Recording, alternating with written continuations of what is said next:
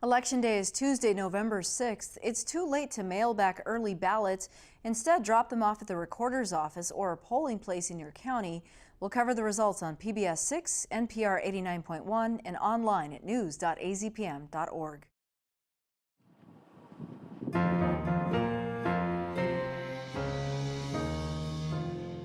More troops are expected to arrive at the Southwest in the coming weeks. President Trump said the military will deploy more than 5,200 active duty troops in response to a caravan of immigrants from Central America, slowly making its way to the U.S. to seek asylum.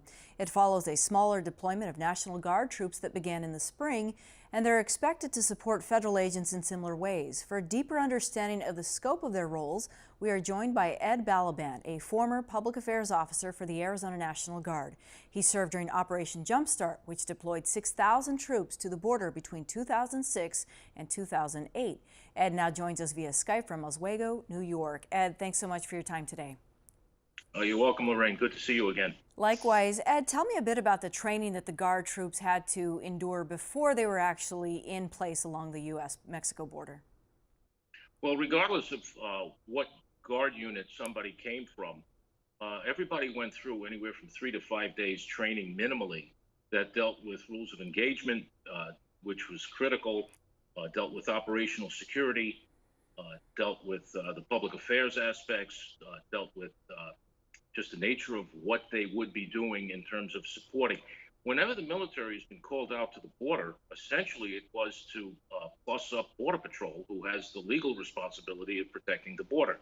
So in order to put more Border Patrol agents forward, the Guardsmen and I guess with the active duty troops being called out, they would be called in to fill in the void where Border Patrol agents would surge forward. It's very clear the American military cannot perform law enforcement functions, and based on your experience, that point was made to the Guard troops, that they were acting only in a support role along the border. And it's one of the first things that everyone's told. You're not there to, you are not there to stand shoulder to shoulder and prevent anybody from coming in. That's Border Patrol's job. You are there to support Border Patrol. Ed, were there any rules of engagement that in the event of something terrible taking place where Guard troops had to not ignore, but had to act in a different capacity, just given that the circumstances could be so fluid on any given day? They're not specific. They can't be because nobody can plan for possibly every contingency. But the bottom line is, life takes precedence. We have to protect the border. If it's a life and death situation, you're going to try and save a person's life if it comes to that. And, certainly nobody wants to shoot. I can recall one incident when I was there. We had the entry identification teams on hilltops along the border, stretched out for miles. And one EIT group saw motion at night. And they could tell by the motion that these people had military training. And essentially, it was a group of people that were heading back south towards Mexico. And these guys came within 20 or 30 feet with each other, armed, long guns, rifles. Both people kept their heads on straight and kept their rifles down. Shots were never fired. And then we just allowed these people to head south. They weren't coming in they weren't headed north. And the reports were made from the Guardsmen who were there back to Border Patrol, for Border Patrol to come out as soon as possible to interdict. That was as close as we ever came during Operation Jumpstart. Like I said, fortunately, there were no shots fired. That would have amped up the situation beyond measure. Ed, I know this was 10 to 12 years ago, and the reason I've met you is you were the public affairs person, so I often received your press releases and information about the duties and the tasks that were being performed by the Guard. Can you provide any insight into the type of individuals that the Guard troops often encountered while working alongside Border Patrol agents? The number of Guardsmen who actually had contact with people coming over was minimal. Border Patrol would usually have first contact.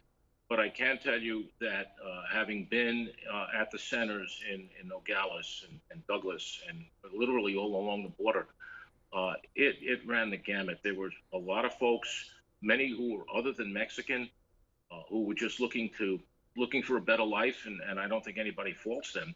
But at the same time, there were a a fair percentage, at least 10 to 15% sometimes, who, when they would run the security checks on them through the FBI computers, these people had outstanding warrants on them for virtually every crime known to man. And I'm not being, this is no hyperbole. Rapists, I remember being on site when somebody popped and there was an extradition order on this guy to go back to New York because he blew away a cop. You've got a fair amount of undesirables that will normally filter through like that. Was this beneficial to the Guard working alongside federal agents along the U.S.-Mexico border? Absolutely. Keep in mind that guardsmen are dual-hatted. They answer initially to the governor of all 54 states and territories, and when needed, they are federalized by the president, and then they answer on the federal side. So to work hand in glove with Border Patrol and ICE and other federal agencies for a mission that is key to the security of the homeland. It was very beneficial. I know many guardsmen, when the mission ended, actually applied to be Border Patrol agents.